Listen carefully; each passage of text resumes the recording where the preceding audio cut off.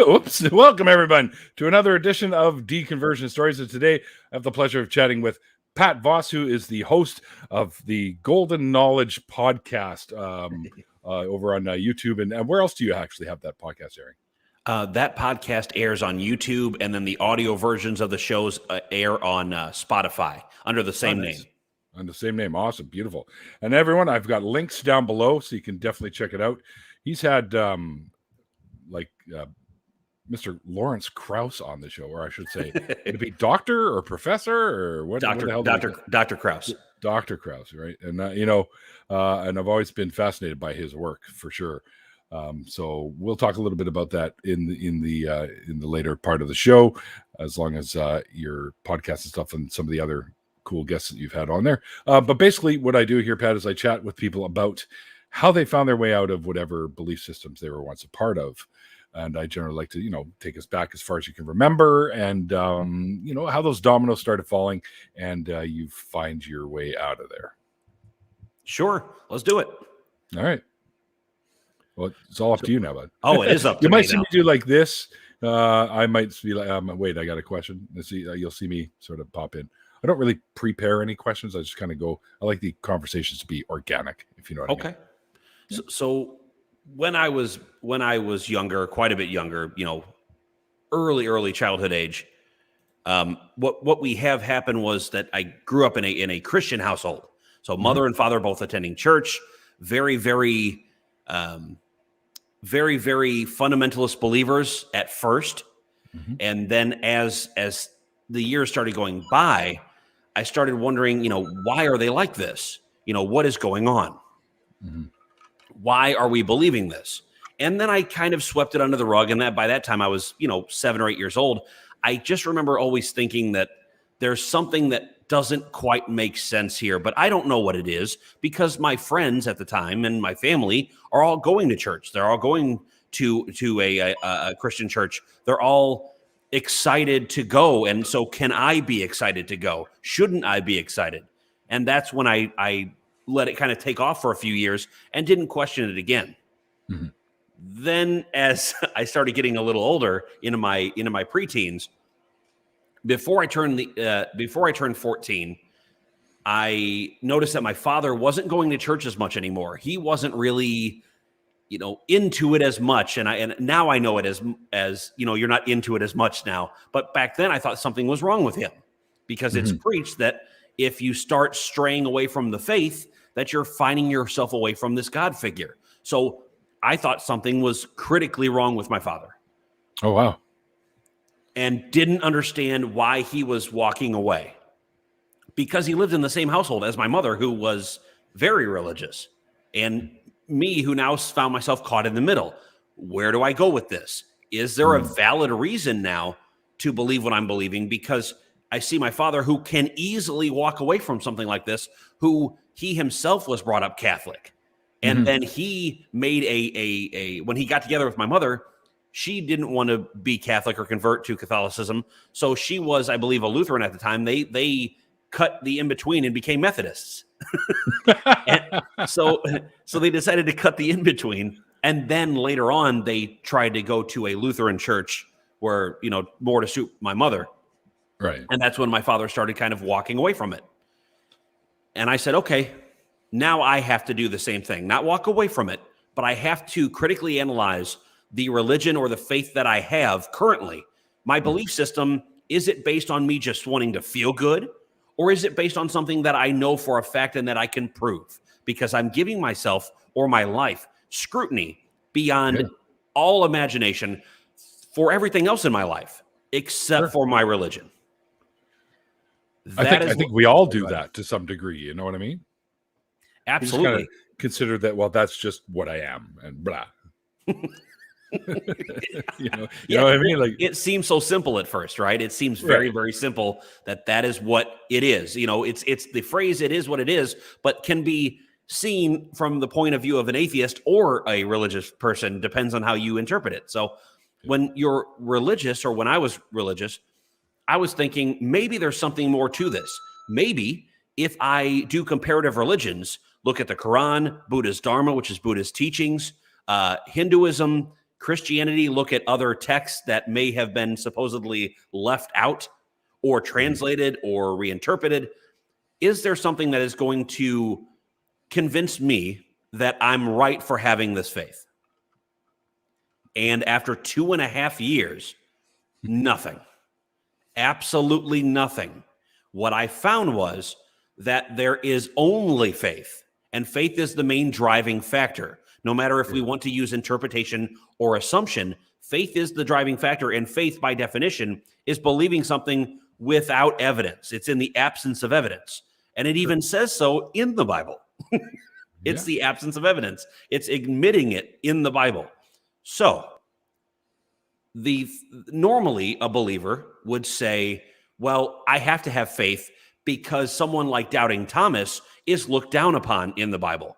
It's saying, I want evidence. Well, you're a bad person for wanting evidence because, as Jesus supposedly said, he who has not seen me and yet still believes is somehow greater in Jesus' eyes. And so that's what you're taught and you're indoctrinated into as a kid. Mm-hmm. So I thought, okay, well, if I have to only go off of faith, how do I know that what I'm believing is in any way real? And is there a falsifiable argument? And I determined that there was no current falsifiable argument available for the existence of a God figure of any kind. Because one, we haven't defined what we think God is fully. You can't ask 15 people the same question and think that you're going to get the same definition of what they think God is. That's one. You're going to get 15 different ones is what you're going to get. Exactly. And on top of that, you don't have a falsifiable argument. So it's unfalsifiable. God is outside of time and space, let's say. Well, how do you know that? How is a God outside of time and space any different from no God existing at all? And that's the process that kind of I had to break down in my head, because for someone who is leaving any faith, especially, well, not especially Christianity, but any faith, let's say, they have a point where they hit a wall, a mental wall of, should I really be doing this? Does this make sense to leave where my friends, my family, possible coworkers, does it help me get a job in my area? Do they really hold faith over everything else? And how will that affect my life? That's a wall that almost everyone hits. And I hit it and decided I'm going to keep going, because I then, by that point, had my father to be in my corner about me leaving the faith or realizing I was an atheist. Because atheist to me was a terrible person, a sinner. They want to sin. They just believe in the devil. They worship the devil, all kinds of crazy stuff. I heard it all and believed it and thought that I'm a bad person for leaving, until I looked up the definition of atheist and saw that it was a lack of a belief in a God or gods based on lack of sufficient evidence. And I said, oh, that's me. Why would I ever be afraid of that then? And that from that moment on, I decided, okay, I'm going to own that moniker, because I understand how I arrived at that, and it is nothing to be ashamed of at all. I have been considered an atheist for 16 years now. That's amazing. 16 years. Wow, that's awesome. I would say I'm probably at least close to that. But, it's funny.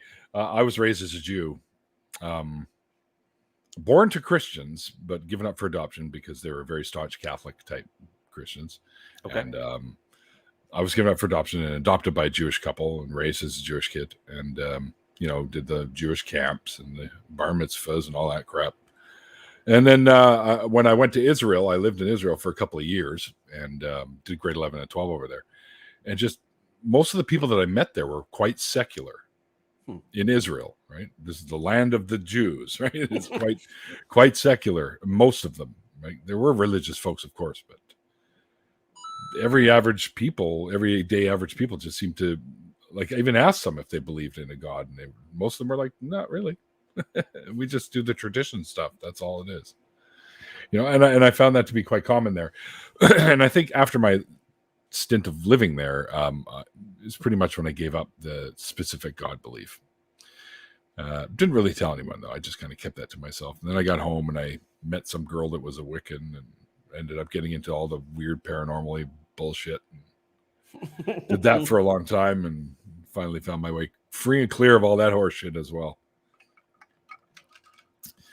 But I found it kind of funny. I mean, I always questioned, like, all right, if God has a plan, blah blah, which negates free will, but anyways,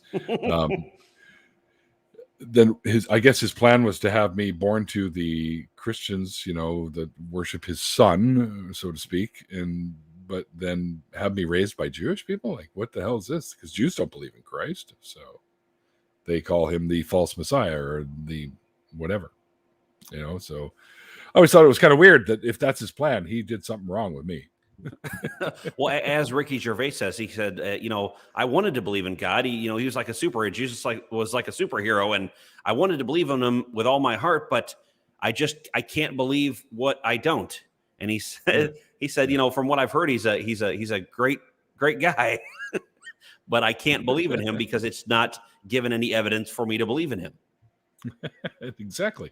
Well, I mean, it's funny. The other day I was chatting with this guy at work he's a new hire. He's only been with us for a few weeks, and he saw me wearing a shirt very much like this with the big Atheist A. This is Owen's channel, by the way, Telltale Atheist. But anyway, he asked me if I was an atheist, and I said, yeah. He goes, well, how could you not believe in God? How can you look at everything outside and say that there's no God? I'm like, dude, looking at everything outside tells me that nature is at work, not a God. Like, you'd have to demonstrate to me that some kind of a God did all that and not natural processes. Like, and he's like, kind of grabbed himself. He's like, yeah, I guess I could see that, but he was Catholic. I think he's what do you call it, Filipino. So one of the hardest things to get away from. Yeah. Islam and Catholicism. Yeah. Those are the two hardest ones because of the repercussions that one feels when leaving. Yep. Oh, Shannon Q has popped into the chat. Hello, Shannon. Hello, Shannon. That Shannon that would show up on Atheist Experience? That's the one. Yep. Holy crap. Sorry. Hi, Shannon. Sorry. Now I'm going to turn red like my shirt here. Hold on. Yeah. Let me hide that. You're like a chameleon. You're right. I'm all types of pasty. No, but I think the one thing that we all need, and it's funny that you bring up the certain points that you just brought up, because I had a conversation with a few different theists last night on those same points. How can you not look around and see God's beauty everywhere? And I said, well, because I don't believe in this God figure you speak of.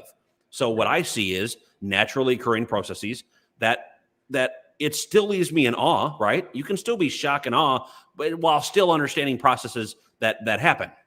Right. So again, I think, like Dr. Krauss also says, is that he, regardless of having a belief system or not, or in his case not, but not having a belief system does not mean that he doesn't say, quote unquote, spiritual experiences, if you will, when he looks up at the sky and realizes that the atoms in his left hand might be different than the atoms in his right hand from stars exploding and creating the four most common elements: hydrogen, carbon, oxygen, and nitrogen, that foster carbon-based life. So you can still be in awe and not have to have a prime mover, first cause, an uncaused caused argument behind it, as long as you're willing to understand the natural processes that are happening in order to get to where things are, and not necessarily live. And this is something I bumped into last night, where if A doesn't happen, then Z can never happen. And it's kind of a faulty way of thinking,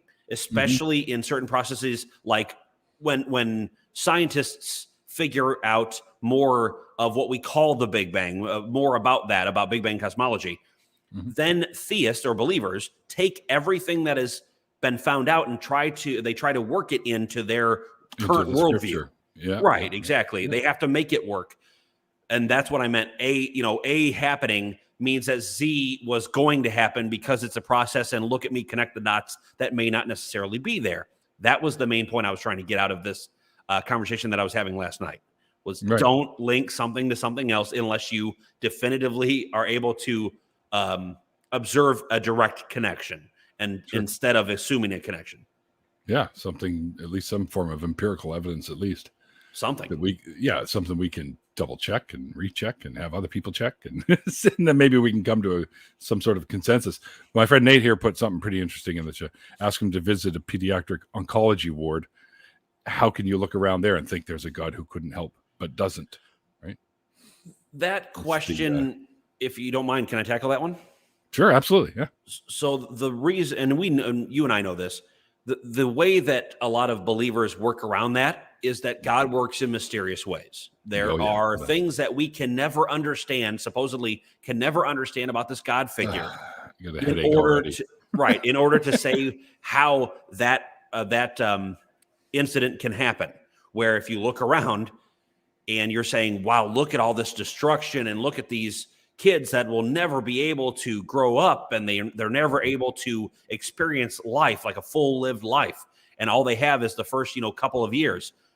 That is how people rationalize it away, because they're afraid that if there isn't a reason why, and it's just a process that does happen, or that just happens sometimes, then it does not, they can't sit with that reality. It's very cold and dark to them, and they think that there is now, if there's no purpose, then there's nothing but misery, and that's not necessarily true. Yeah, which is totally not the case. Right. Should have had something I was going to say, and I just completely forgot. Sorry about that. Reading something. No, it's okay. It happens to me all the time. This is what getting old looks like, people. I'll tell you when I get there. No, I'm just kidding. Well, I'm 32 now, so I'll be. I've got a little bit, but I'm sure that I know that certain parts of my brain are not functioning the best, even in my early 30s. So we'll see where that goes. Yeah, I'm 32 too, just with 22 extra years of experience. I like that. I like that. Yeah. The first time I heard something like that was my grandfather said that a long time ago. Anyway, so yeah, I mean, you have things like progeria, like kids that are born with something like that, and then they say, "Well, God works in mysterious ways." No, God's a dick if he's real. Like, to give that to a kid that might make it to 14 at the best, right? Like, what the hell's wrong with you, man? Well, the issue is this, that a lot of people, especially Christians, are trying to say, you miss being 32. I do too. I miss it too. No, I'm just kidding.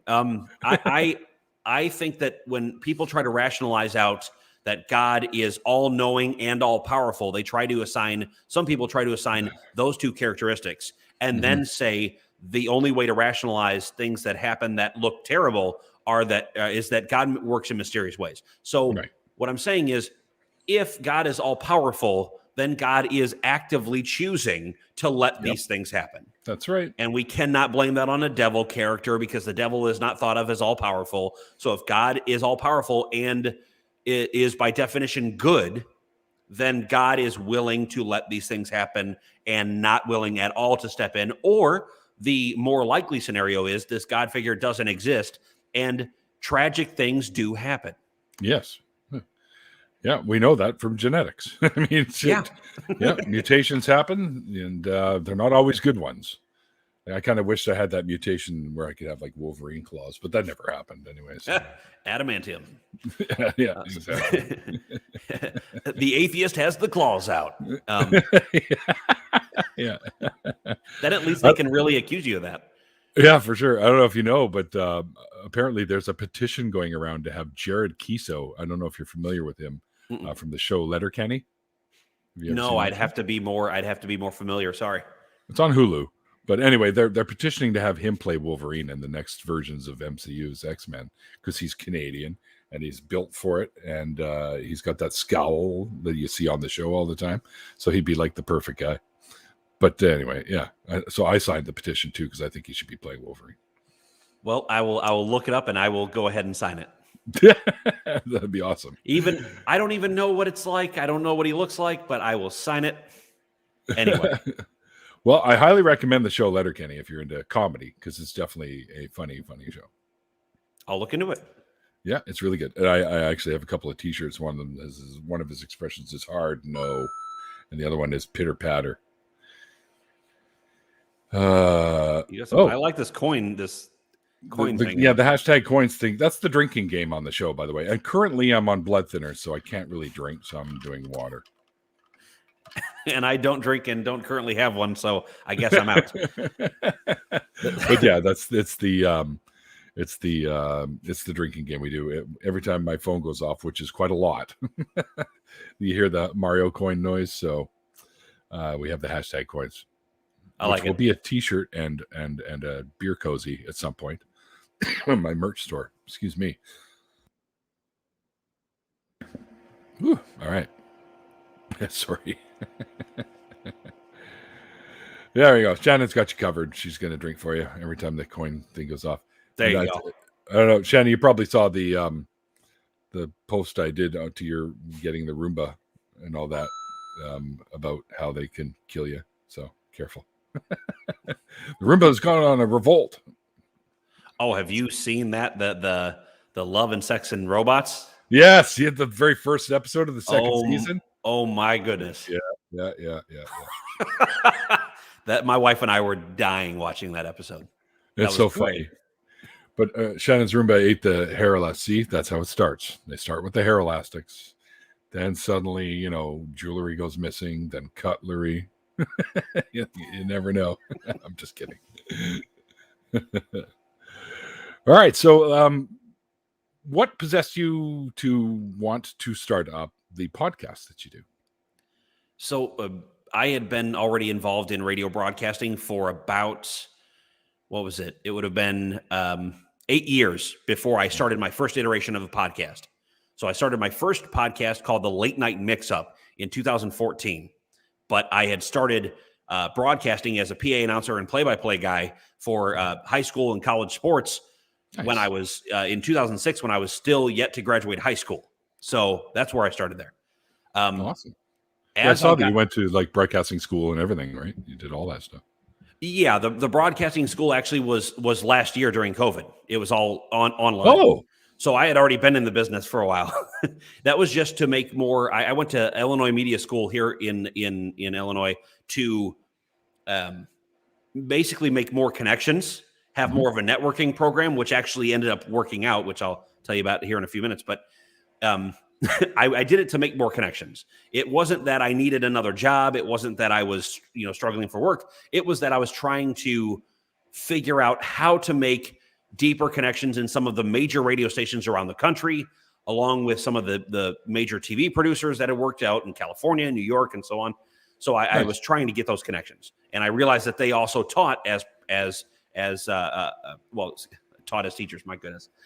They were also teaching over at IMS. So I went there, graduated. It was an 8-month program, very, very quick. And now these connections are starting to work out. But as you asked about the podcasting for me as of 2014 was a new avenue when podcasting wasn't as popular as it is today. Sure. Yeah. And it was, what do you want to do? Well, I want to sit here and talk about subjects that interest me, whether or not that's science, whether or not that's sports at the time, because I was really into sports broadcasting at the time. So what should I do? Well, I'm just going to have a Blue Yeti. I'm going to get a Blue Yeti and I'm going to start broadcasting or podcasting once a week, every Friday, and making sure it's the late night mix-up. So every week I'm not doing the same subject matter over and over and over again. So you won't get back-to-back weeks with the same subject. That way, at least it's more of a behind the curtain feel to different subjects, multiple subjects throughout a month. That is where I feel it started to what I have now. What is this in the bottom here? That's my friend Christian. Oh, my love, a Packers and Brewers fan. Ooh. Well, you say the Cubs and Bears suck, and I have to now agree in 2021 the Cubs do suck. This has been up for about 2 or 3 years now. I have recently informed my wife that I am joining her on the Southside fan club and becoming a Sox fan because the Cubs are selling out to the point that they don't really care what is on the field. They care more about making money. So I am with the Sox now. All right. So with the podcast, I will say, after I did the late night mix-up and it was successful at first, I was having roughly, even for my first podcast, roughly 20,000 views a month. That's really good, man. And so I didn't expect it to take off like that, though. So for me, I was saying, if a couple people listen, and even if that balloons to a couple of hundred of people, that would be awesome. Yeah. And then it took off because people liked that, ranting and raving style, I guess, even back then, the ranting and raving style, almost like a Joe Rogan style without a guest. So ranting and raving about subjects without a guest. And that did well for me. And I took some time off because I also, and this is something that is back and forth a little bit. So I have type 1 bipolar disorder. Okay. Every once in a while with podcasting, it was hard for me to keep consistent with it. So I was having certain things, you'd have a manic episode, very high or a low, and you really don't feel like sitting down and researching a new topic for a new episode on a Friday. And it just would go where a couple of those Fridays would go away, and then people started not listening to the show anymore. They started leaving and listening to other things that were now readily becoming available on other podcast sites. So I came back with another type of show, and the original iteration of Golden Knowledge Podcast was born in 2016. That was trying to make it a sports podcast and giving you a behind the scenes of sports, whether it's athletes, coaches, trainers, whatever it is, making sure that you know what they're doing, how they got to where they're at, how maybe you can pursue their type of living arrangement or their career. How can you do this? And that is what I was really interested in. Then I realized I can start interviewing multiple different avenues, like I did with my late night mix-up. But this time I'm going to start interviewing people. So I took the Joe Rogan type of approach and started interviewing athletes, scientists, politicians, musicians, everyone. Because to me, I want to know what makes people tick. And I know that if we get into an interesting enough conversation in the podcast episode, the people will stay. The listeners will stay because they are now hooked, because they know I'm having a good time. I enjoy this tremendously, and they see it. Me too. I think I'm a chatty kind of guy, right? So I like to get together with people and just talk with them and stuff like that. It's I guess, because, like you, I sort of stumbled into the whole podcast thing and the whole YouTube rabbit hole of atheism around 2014 as well, 2013, 2014. And I'm like, fuck, there's so many people that I admire for what they do. I could throw names all over the place because there's so many that I paid attention to. And I thought, I got to do this too. I got to pick something that I think would be good to do. And I thought the best way, I think, to get to know the community would to have them on and chat with them for an hour or so, and then do an after party so we could see the fun side, sort of thing, right? Correct. And it seems to be working. I mean, I've had a lot of really, really cool people on, including Shannon Q there in the chat. She's been on the show. She was actually, Shannon was on a long time back. Within the first couple of years I was doing this. And I got to meet and chat with all these people while hitting Faithless Forum in 2019, was it? 2018, 2019, one of those years. So long ago. But getting to meet all these people that I admired for what they did and for using their voice. And I said, I got to do it too. And then I started it up, and then I went to Faithless Forum, and I managed to meet a bunch of these folks and lined up a bunch of shows, like people like Seth Andrews, man. Like even Seth said yes. And I'm like, wow, blew me away kind of thing. I saw that. Ron, yeah. And that was actually quite a fun episode because I've been told, excuse me, while I'm not like yelling and stuff, I have a fairly calm and soothing voice. So myself and Seth together was like putting people to sleep. It was like atheist ASMR or something going on there. Right? So, it's like the two smoothest voices kind of thing. But it was great to chat with all these people that I really dug, like their content on YouTube and whatnot, and getting to know them, and I'll tell you what, man, most of them are just as you see them, right? Some ham it up a little bit, right? But that's, the showbiz side. But anyway, Shannon's packing for a vacation, so go and do that and have fun on your vacation. And Phoebe, I saw what you put, and I think that that's amazing that you're gonna do and what you're gonna do there in Ireland. Good for you. Good on you. Best of luck to you. Anyway, so I like to interact with these guys a little bit. It's all well, good. So, yeah, so and I decided to do this format because this way I can chat with folks, find out how they also found their way out, and get to know them a bit. And it's been working so far, and I've gotten to know quite a few people. I've done, I think, Mikey, how much are we? What are we closing in on? Like 500 episodes, I think, or just over 400 now, or something like that. I think because I kind of lost count. I think you're at like 345. Okay, yeah. So 500 sounds better. Mikey, lie to him. 501. This is 501 right here. Yeah, no. He came right back for that. yeah, you had to do that. Yeah, but yeah, it's been a lot of fun, and I really enjoy doing it. And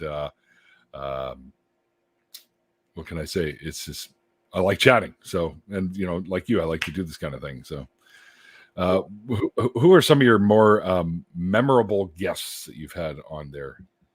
So I can answer for a few different things. So I had from here in Illinois, you had former Congressman Joe Walsh, who is, his basically after he decided that when he voted for Trump in 2016 and then said, oh, wait, I made a mistake. Then there were the other Republicans in Congress said, hey, we're going to basically shun you. That's how they acted. So I actually had him on the show a little while ago, right the week leading up to the election of 2020. So I had him on. That was probably my best for political. Sports, I am going to have my best interview coming up, but my best interview so far was in 2017. Floyd Mayweather boxed Conor McGregor, and I interviewed Conor's coach, Coach Kavanaugh, the Monday before the fight. So that was probably my best sports interview, or my most well-known one. I thought that was kind of a joke that they were doing when the two of them squaring off. Like, what? Oh no, it's enough of a joke that one of them made 300 million and the other made 125. So yeah, that was pretty crazy. The kind of money that was at play and at stake for this fight. I'm in the wrong business. Well, so here's the thing. That was my previous best sports interview. I'm actually headed to Nashville, Tennessee, in November, and I will be sitting VIP, covering this as media. It is one of Floyd Mayweather's promoters invited me to cover this fight card as media. And so I'll be covering it as media, but during the fight card, I will be sitting VIP with Floyd, with Leonard Ellerby, who is the CEO of Mayweather Promotions, and Langston, who is the promoter that got me the gig. So that will be my future biggest interview in a couple of months. That's cool. Science, and this is my favorite. Science was Dr. Lawrence Krauss, for sure. Yeah.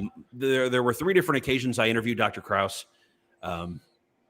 One with an older channel right before this, right prior to having Golden Knowledge Podcast on YouTube. And then the 2 interviews you will see on my YouTube channel currently. One with Dr. Krauss last year that was, it said, Dr. Krauss enlightens us in 2020. And that was more so speaking about people who are denying of climate change. What does he think of flat earthers?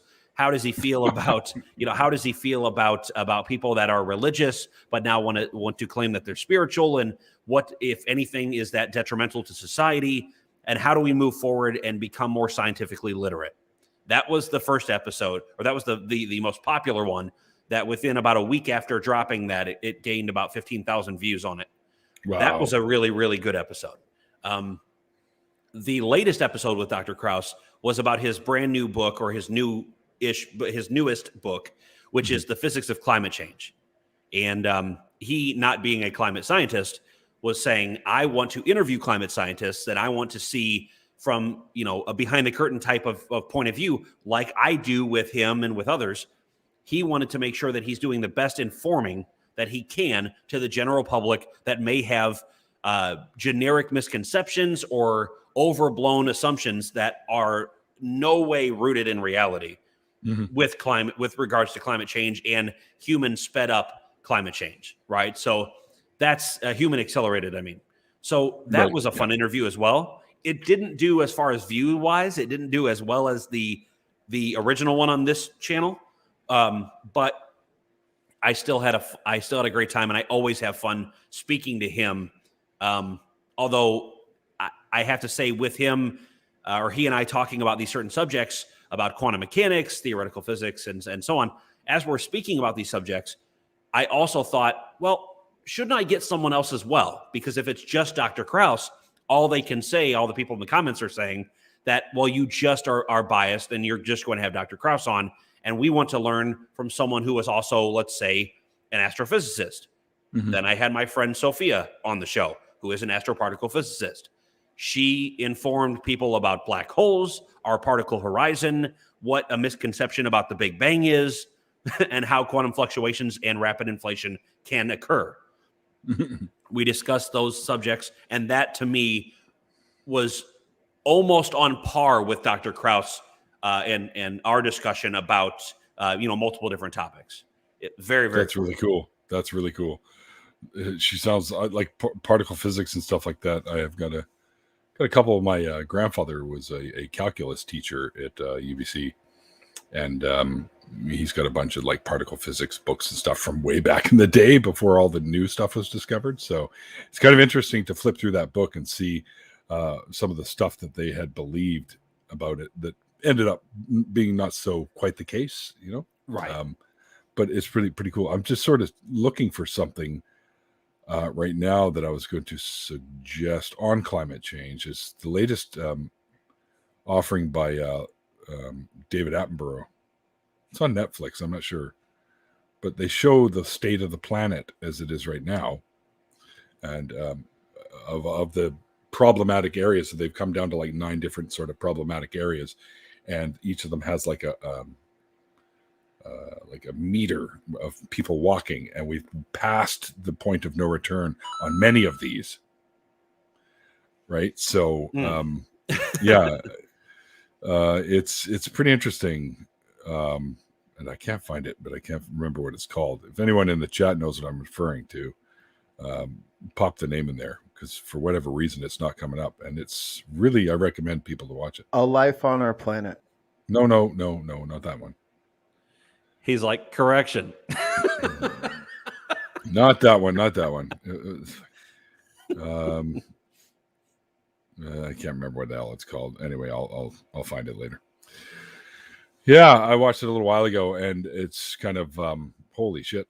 That's wow. We need to do something, and now, or like I'm concerned for my sister's kids, because by the time they're in their 30s and 40s, shit's gonna be hitting the fan. Well, and that's the problem, I think, with society today. When you're speaking to something, especially about climate change, but that's a prime example. When someone can't see direct effects right in front of them, or they're too lazy to do research to see direct effects, then it seems like, well, I can go outside. I can go outside right now and I'm okay. So if I'm okay and there's nothing directly, there's not a meteorite coming down and hitting me in the face, then I think that I'm okay and I can go on living life. But then in turn, they're making, like you said, life harder for future generations. Yeah, exactly. Yeah. And it's getting to be quite serious. There's some areas of these 9 different, I don't even know what they call them, that we're still sort of in the green, but verging on the yellow. But there's like 3 or 4 of them that were in the red, like, and well into it. And it's kind of freaking me out a little bit. But one of the things I think that they said that they're most concerned about is the warming of the oceans and the disappearance of the permafrost up north, because these are like, they're concerned about all the methane stuff that's going to be coming out because of all of this. And unfortunately, this is where, so I blame multiple countries, but the U.S. in general, since that's where I live, I blame the U.S. to a point where we have government officials that completely deny that climate change is even a real thing.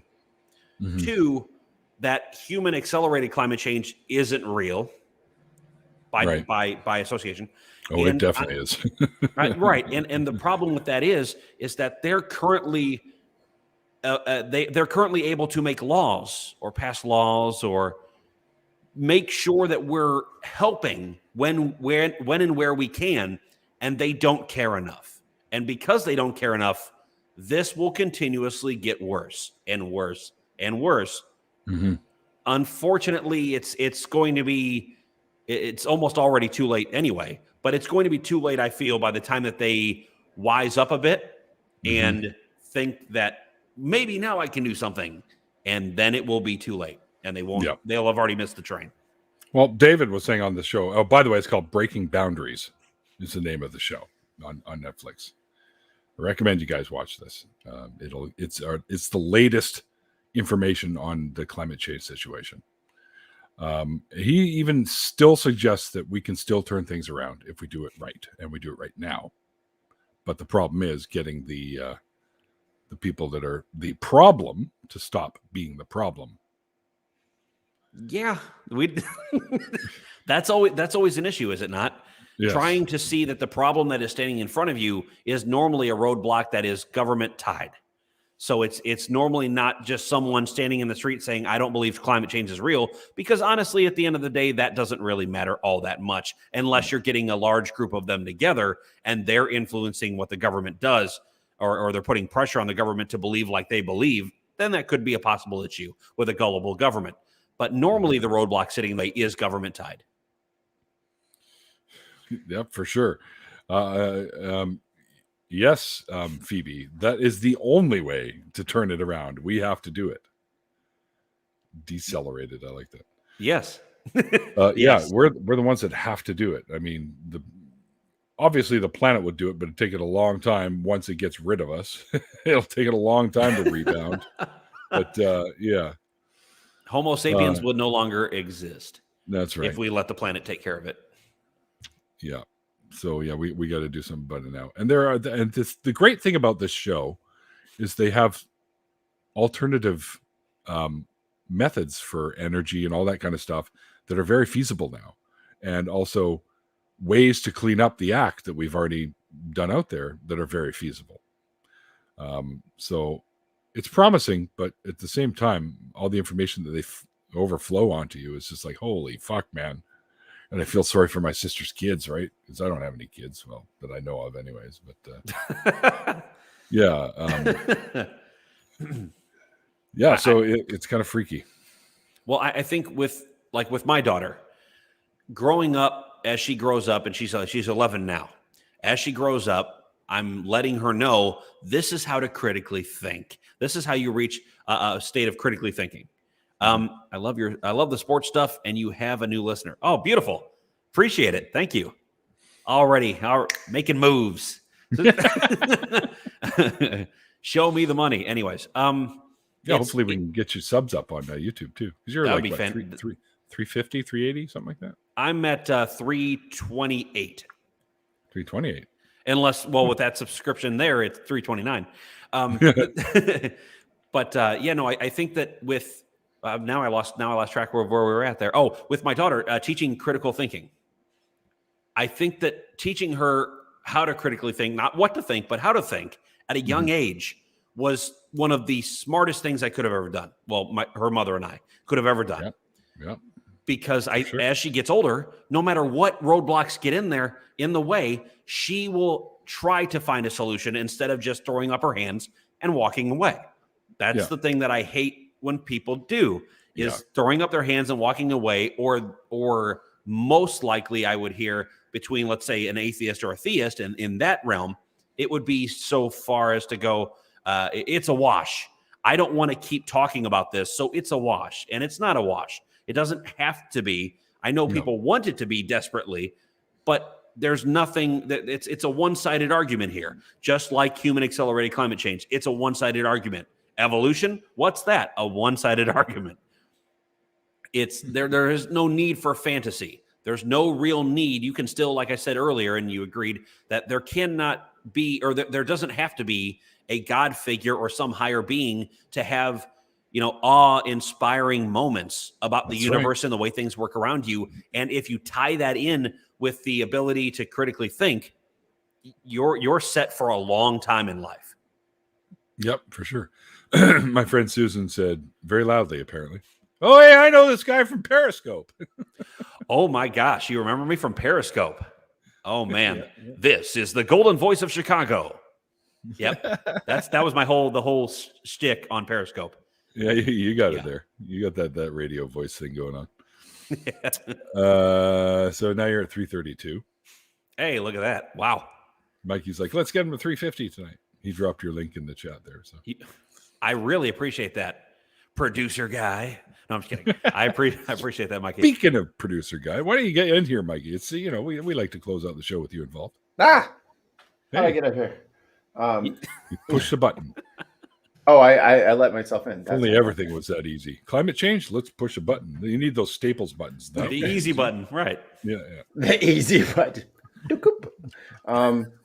So since My we're boss on has one of those. since the Earth is doomed, where would you want Earthlings to live once Earth is no longer habitable? Like if you had umpteen $1 trillion and there was a way to transport all of us somewhere, what sounds nice? What sounds nice or practical? So practical, nice would be somewhere not in our current star system. So not in our Milky Way galaxy. I would say making sure that we are taking ourselves somewhere that would be outside of our Milky Way galaxy that may not expire for much longer than our galaxy would expire in, having a sister galaxy collide with us in the coming millions of years. You hear that, Andromeda? Exactly. Yeah. Stay on your side of the fence, Andromeda. I'm sick of cutting your Wow. grass for you. There's actually some scientists believe we're already running into it. Yeah, we're colliding already. It's just it's taking a long. It's taking forever. It's big, dude. There's a lot It's of taking room. a long time. We'll know though, because people on Earth will go, "Hey, what's the?" and it's over. That's done. It'll be a what's happening there and done. Half the mid sentence comic relief just vaporized, pointing at something. Kind of like Terminator. That's my favorite Neil deGrasse Tyson joke. He has some joke about like astrophysics or people working at CERN. He's like, that's the famous last words of every scientist. Hey, it worked. And then goosh. It's just. I like that. I like that. And in fact, talking about Dr. Tyson, I'm trying through Dr. Krauss to have him on my show. And you need to bring him over here. I need to talk to my real dad. That's what I call Mr. Dr. deGrasse Tyson is my real dad. Fuck you, real dad. But also, did you feel like you were ever faking it while you were in the religion? When I was like 13 or 14, yeah, before I started, that's why I started doing deeper research into comparative religions, because by the age of 13 or 14, I thought, I'm not really feeling this. And I'm sure it had been since like 11 or 12, but I didn't really know that that's what was going on. Right. And then by the age of about 13, I said, wow, am I really believing this? But do I really want to stop acting like I do believe in it? Because if I do that, what kind of friends and family might I lose? So yes, it was a fake it till you make it scenario by about the age of 13, when I really realized that was going on inside my head. And then by the age of 16 or 17 is when I realized I was an atheist. As soon as I got like my first summer job, and then I was like, Mom, I got to work on Sunday. She's like, that's okay. And I was like, my out. I work boss, I will work every Sunday going forward. You and the wife, why don't you guys just go out for a leisurely drive? I'll lock up. I will stay till close, and I will get here when you open. Well, I will be here all day. Luckily, you don't work for ChickfilA, or else you would be kind of screwed. Oh, yeah, that's close on Sundays. You're going to need somebody here on Sunday for inventory, no? I'll even do fucking inventory. Someone's got to count the wings, tenders. There's mini cups. I have to count those. One wing, two wings. One for you, one for me. Yes. Two for you, 1, 2 for me. I wouldn't work for Chick-fil-A, sorry. Yeah, fuck them. Yeah, I couldn't do it. I even heard somebody saying that there was a guy that was in a Portillos drive-through that was right near my house, and he was saying how he used to work for Chick-fil-A, and he was the guy handing you the order near the window, and he was talking to one of his friends saying, "Yeah, I used to work for Chick-fil-A, and they were too kind of foul-mouthed for me." He said this. They were too foul-mouthed for me. So it means that even the Chick-fil-A employees are sitting there cursing up a storm, saying some crazy shit at Chick-fil-A. It is so great to know that they do that. I just like that you use the expression foul. Yeah, I was about to say, we have the worst. Foul Oh, mouth. hey, that's his words. Oh, That's his words. they had a foul mouth. Oh, you can't even write this stuff. It's so good. You got to clean it out with some soap or something. Anyways, go ahead. Yeah. Foulmouth was my favorite character on Tiny Toons. Who the hell is foul mouth? He was the swearing chicken, the rooster that swore all the time. Oh my god! You had to beep him out. Yes. He had a crush on the own Ducky girl or whatever the fuck her name was. See, and this is what I was going to say. It was Foulmouth, like a another weird character from like Muppet Babies. Something odd like that. Muppet Babies. Yeah, he was Tiny Toons. It was Shirley. Shirley was the name of the duck. She was the chakra. She would float around, levitate, and he'd be like, "Hey, Shirley, beep beep beep beep," and then beep beep beep beep. And they always bleeped him out. Like his name was Foulmouth. I like that. Yeah, I forgot all about that until you said that. That was completely out of my brain. Back in the days of VCRs, I used to tape it every day. Man, I miss a good VCR. Yeah, kids don't even know what house phones are today. Nope. No. What's a house phone? No. It's like so it's a phone you can only it's a phone. so you can only answer your phone at home. How do people text you? They don't text. And there's no caller ID. So you didn't know who the hell was calling. Man. That's right. That's right. You had to pick it up. That's a bill collector. Exactly. That was back in the day when I had to do like the famine residence. Like I used to have to, like my mom was like, you have to answer the phone like this because it might be somebody important. Foulmouth is the new special at ChickfilA.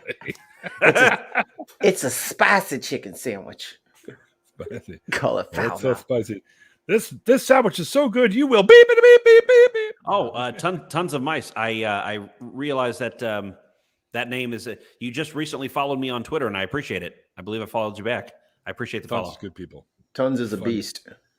Tons of fun. Hey, couldn't keep myself away from it. Anyways. You did mention something very Chicago that you're going to have to clear up for people because not everybody lives around us.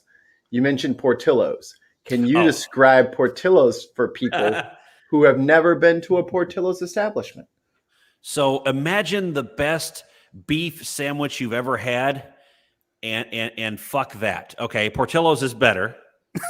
Yep. No, but it's basically just you have hamburgers, you have hot dogs you can order from there, Chicago style, of course, and then you have and then you have my favorite, which is the beef and sausage combo. I know it sounds funny, but Italian beef and Italian sausage and put mozzarella cheese and hot peppers. That is a fantastic sandwich. Absolutely fantastic sandwich.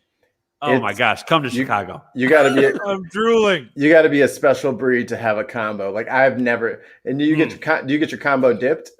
Oh yeah. Oh, absolutely. Dipped with mozz baked in basically, and then the hot peppers strewn in there. So what is dipped for? I just realized that I did it again. Now I'm doing what you were doing, like with the Portillos reference. What is dipped for people who don't know? So dipped would be dipped for a good dipped for a sandwich, like in the au jus that you dip it in would be the way that you did. Yeah, the way that he just did, the way that you dip it in is the same way that I need to be dipped in sunscreen for being so pasty in Chicago summers. The whole body, the whole thing needs to go in. Okay. Yeah. Giggity. But seriously, the whole thing needs to go in. And yes, dip to me is fantastic as long as with a beef sandwich, dipped is fine.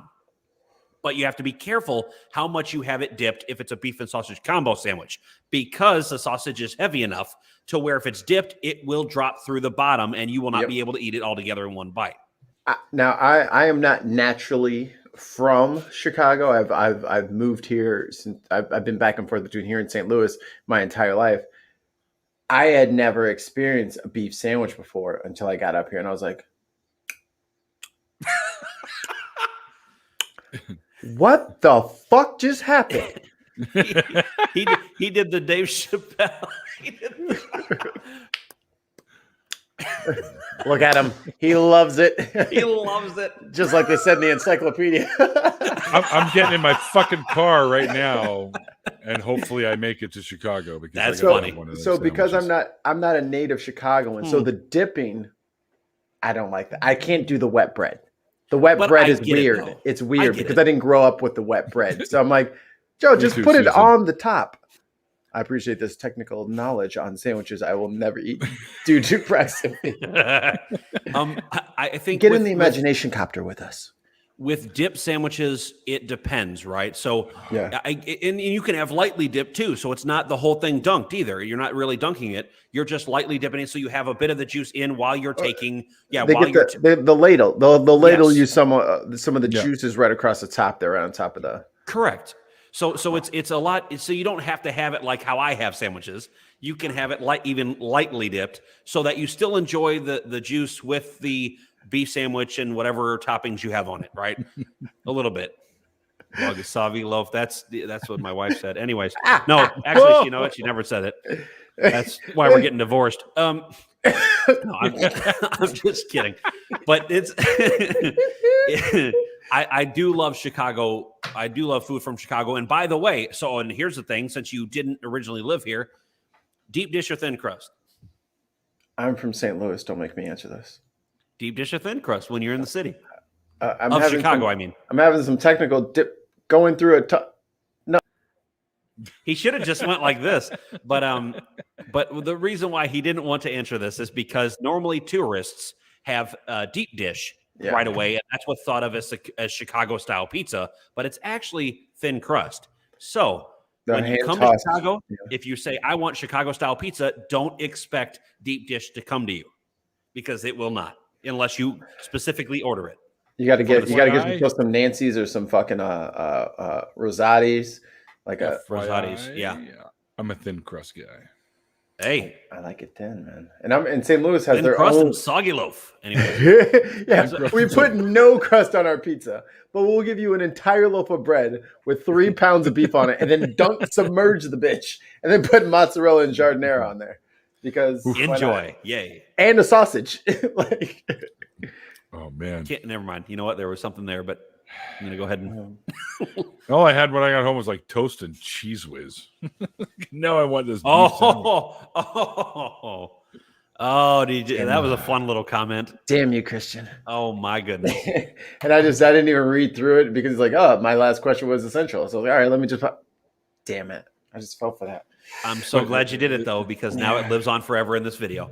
Yeah, tons of mice will clip that, I'm sure. Is this the one that you're talking about? See, did you put the one that The soggy loaf at your place? Yeah. Yeah. Okay.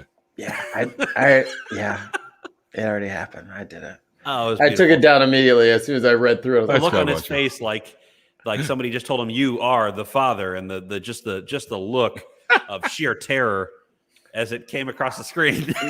your opponent has disconnected.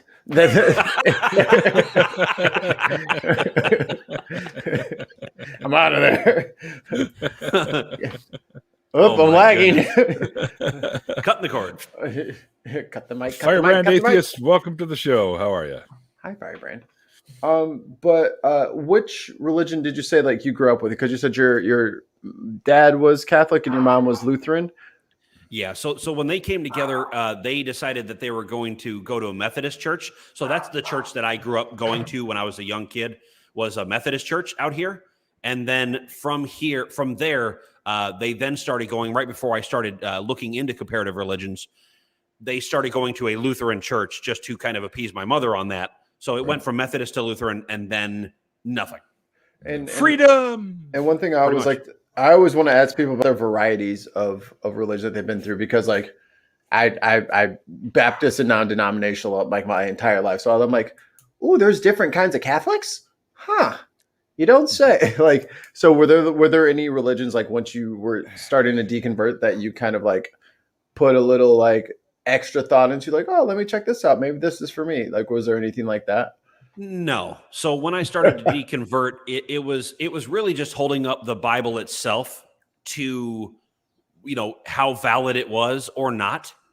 So that it wasn't really that even though there's different sects of Christianity, that didn't really matter to me as much. It mattered to me more that I was holding the Bible itself up, the book that everybody points to.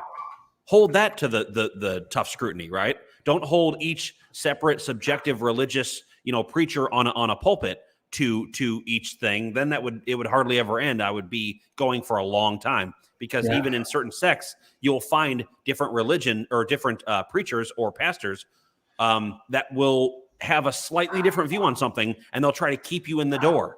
And so it was holding the book up itself. And that's why I deconverted for sure afterwards. And I think that's common for a lot of people, is like, as soon as they start looking into other religions, they look at the one that they grew up with, they're like, well, this is a load of shit.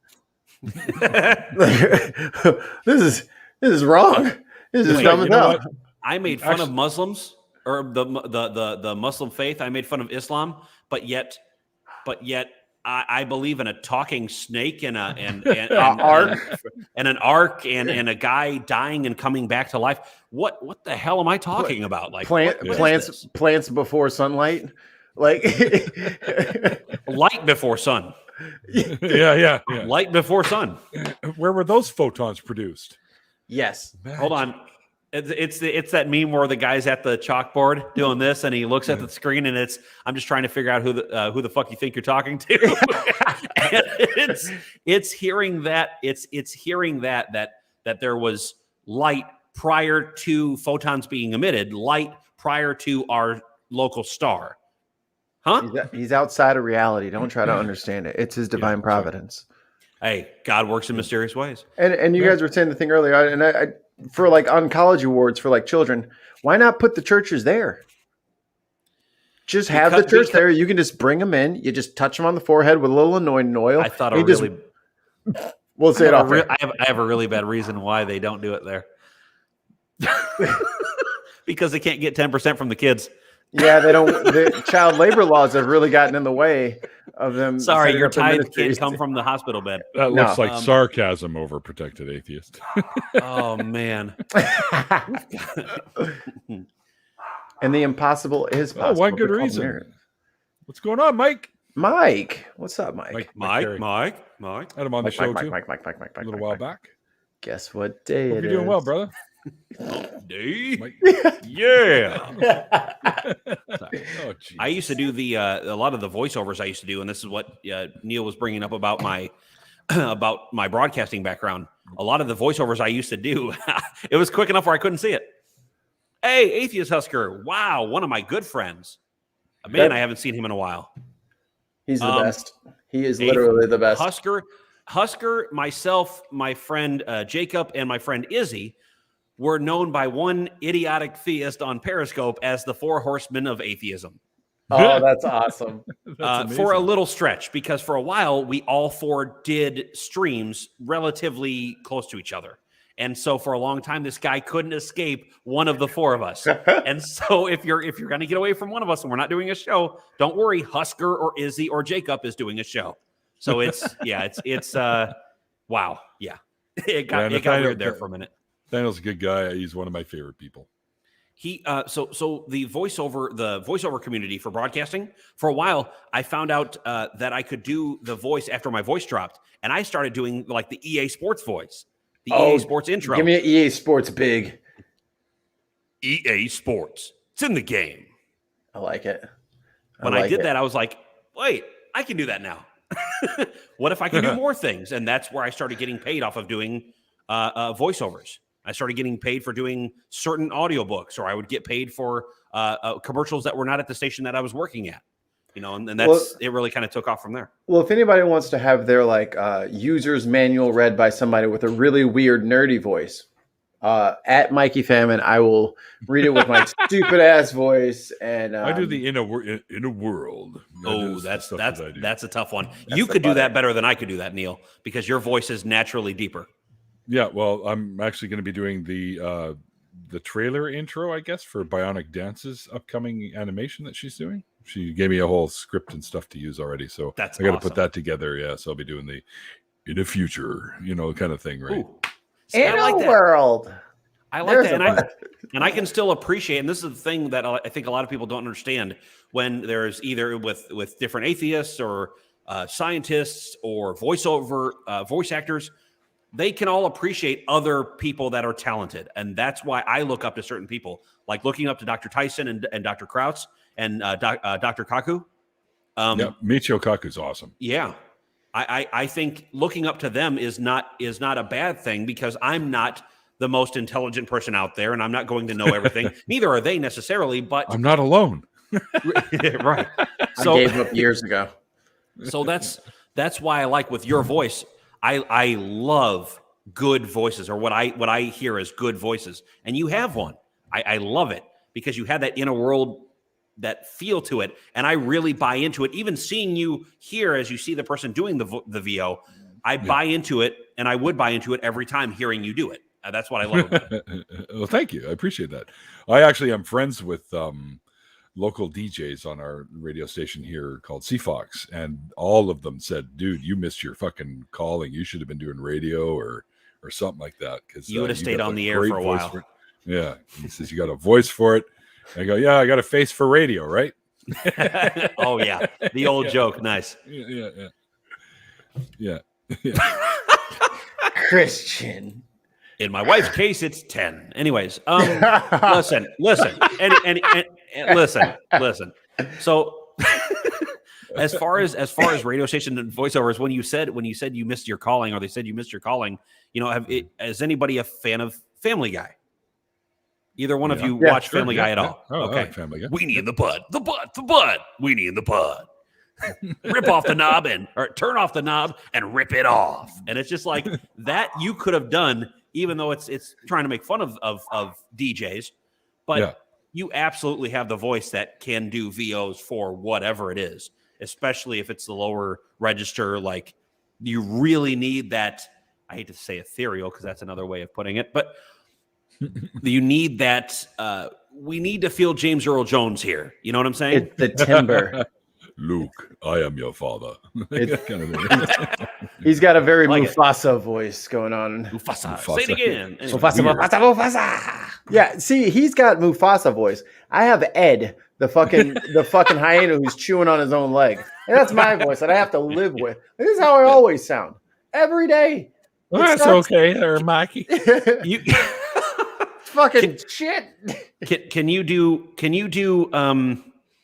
Mr. Herbert from Family Guy? Oh, good Lord. You mean The Simpsons? No. Oh, Herbert the Pervert? Herbert the Pervert from Family Guy. Herbert the Pervert. Oh, Herbert. I can't do the whistle. Back here. Oh, yes, my popsicle's down in the basement. Yeah, the whistle. See, I can't do the whistle. So I used to creep my mother out with that when I figured out I could semi-do it. My mother hated she hated that character, right? So they creeped her out. So every once in a while, if I'd ever get mad at her, I'd come downstairs. Get your fat space ass back here, baby boy. Looking for some good news today. Call me. Sweet Jesus. That's good. They're all Mufasa-ing in the chat right now.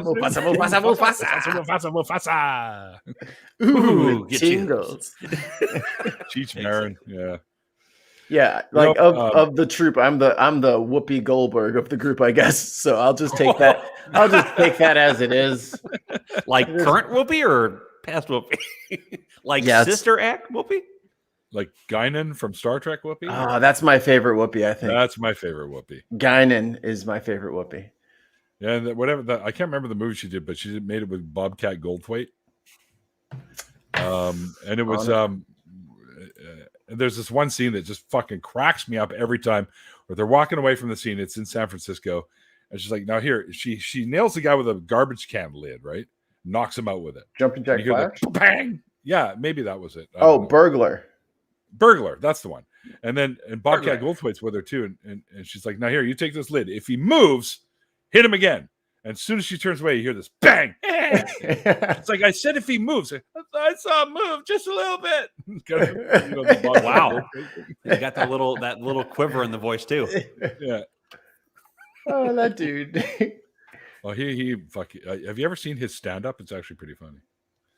I don't know that I'd be able to get through it. He doesn't always talk like that. He looks less crazy in this movie. My favorite type of stand-up is George Carlin, for sure. Oh, fuck yeah. I think Carlin is a hard one to beat. Really? Yeah. Oh, man. Yeah, seen him twice. The last one I saw, he did the religion spiel, and the one before that was all your stuff. You go on vacation, you take some of your stuff with you, but put some of my stuff over here, some stuff over here. It's all that whole routine about stuff. And then the one following that was the whole routine that he did about religion, which is just great. The bullshit department. Yeah, yes. That kind of stuff. Yeah. A little check-in here. Yes, this is actually what I do during the day.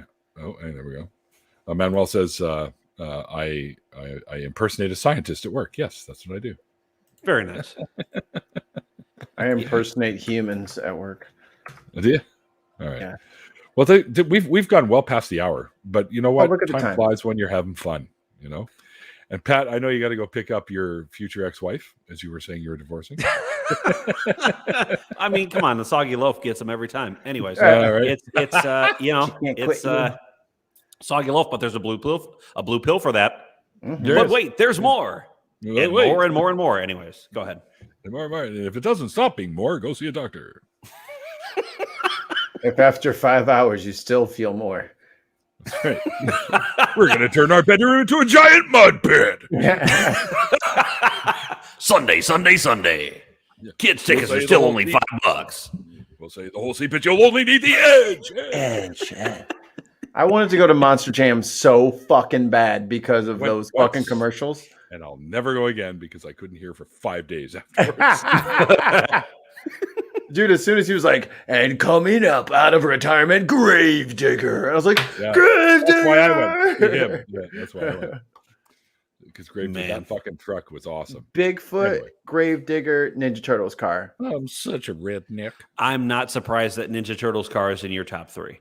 Oh, I mean, given your background, I would say that anime or animated series is probably your thing. How dare you? How weird. Listen, for someone who likes Trigun and Hellsing. I lost the other one. That's awesome shit, man. Great. I'm missing one. Damn it. I had more in the background, but I fucking deleted them. Oops. So we'll wrap this up. We are going to do an after party. And now Pat's got to take off and deal with the wife. So, but he promises to jump in. Promises to jump into the after party when he does return and finishes dealing with the wife. The soggy loaf.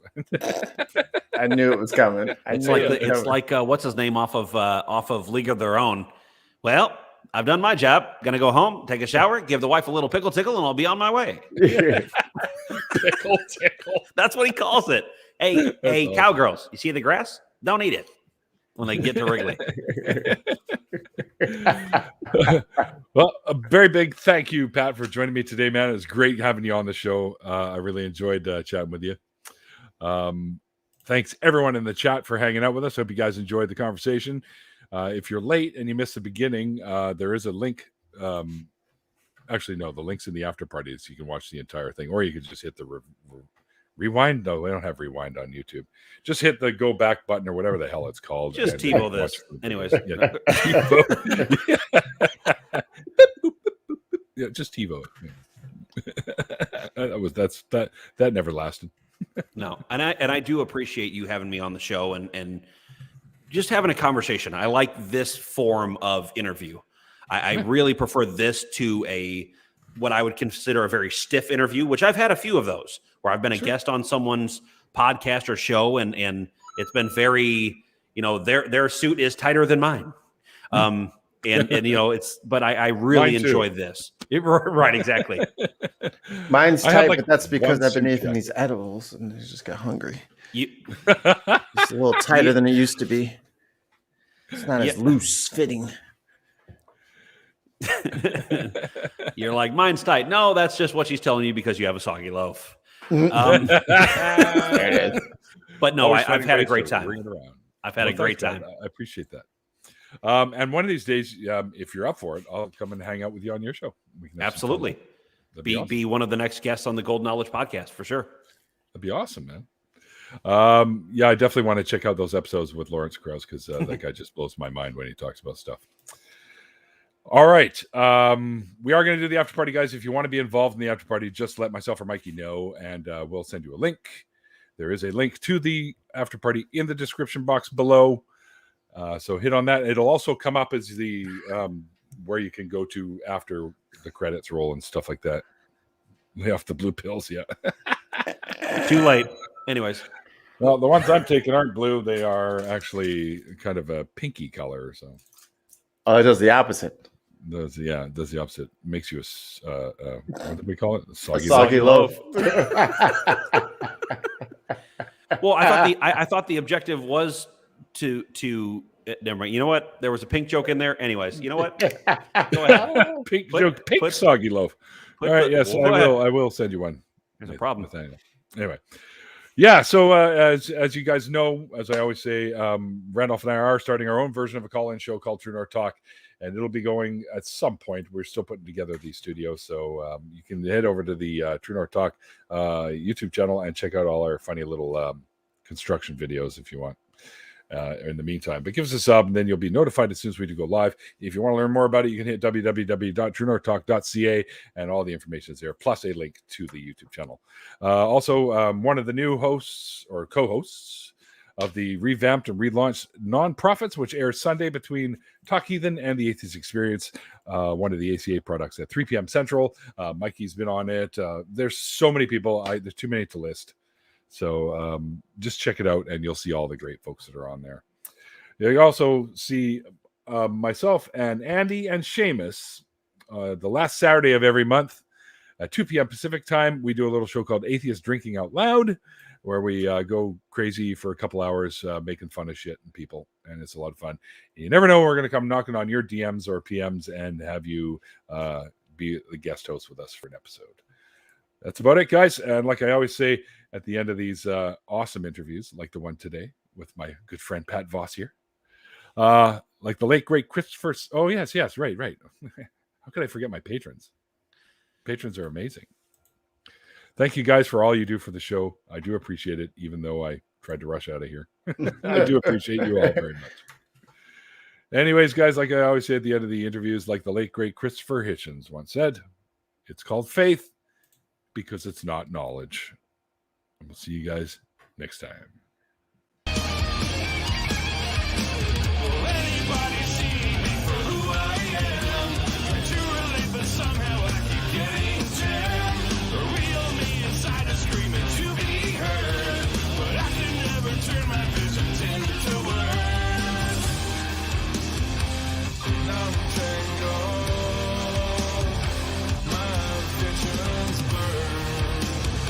What's untangled?